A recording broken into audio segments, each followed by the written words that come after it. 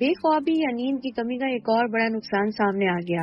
بے خوابی سے متاثر ہونے پر آپ کو صرف دن میں غنودگی کا سامنا ہی نہیں ہوتا بلکہ وقت گزرنے کے ساتھ دماغ بھی متاثر ہوتا ہے۔ یہ بات امریکہ میں ہونے والی ایک طبی تحقیق میں سامنے آئی۔ مایو کلینک کی تحقیق میں بتایا گیا کہ دماغی صحت کی جینیاتی اور دیگر ایسے عناصر جن پر قابو پانا ہمارے بس میں نہیں، ان کے برعکس بے خوابی ایسا عارضہ ہے جس پر آپ قابو پا سکتے ہیں۔ اس تحقیق میں 2750 افراد کو شامل کیا گیا اور 5 سال تک ہر سال ان کے دماغ کا تجزیہ کیا گیا، جبکہ ان کی نیند کی عادات کی تفصیلات بھی حاصل کی گئیں۔ تحقیق میں دریافت ہوا کہ بے خوابی یا نیند کی کمی سے ڈیمنشیا کا خطرہ 40% تک بڑھ جاتا ہے۔ البتہ بے خوابی کے شکار افراد اگر نیند کے دورانیے کو بڑھا دیتے ہیں یا ادویات کا استعمال کرتے ہیں تو ان میں دماغی تنزلی کا امکان گھٹ جاتا ہے، جس سے دن بھر کے افعال اور مجموعی صحت پر منفی اثرات مرتب ہوتے ہیں۔ اچھی نیند بہترین دماغی صحت کے لیے اہم ہوتی ہے، جبکہ دائمی بے خوابی کو متعدد دماغی امراض سے منسلک کیا جاتا ہے۔ تحقیق میں بتایا گیا کہ بے خوابی کے باعث دماغ میں ایسا مواد اکٹھا ہونے لگتا ہے جس کی صفائی نیند کے دوران ہوتی ہے۔ اس مواد میں ایسے پروٹینز بھی ہوتے ہیں جن کو الزائمر امراض سے منسلک کیا جاتا ہے۔ محققین نے بتایا کہ بے خوابی کا کوئی ٹھوس علاج تو موجود نہیں، مگر چند آسان طریقوں سے اس پر قابو پایا جا سکتا ہے۔ انہوں نے مزید بتایا کہ سب سے پہلے تو آپ کو نیند کے